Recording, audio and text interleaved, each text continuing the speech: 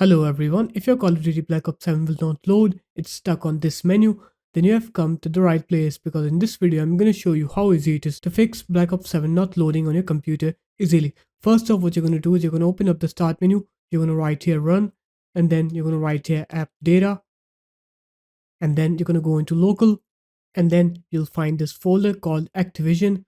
You're going to click on it and just delete this folder, and after that you're going to go ahead and restart your computer. And once you're done with the restart, now when you open up your game's platform and you try to launch Call of Duty Black Ops 7, you'll see that your game will load correctly and you will not get that stuck on loading screen anymore. So there it is guys, that's how easy it was.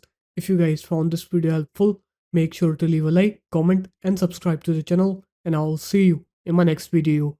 Peace.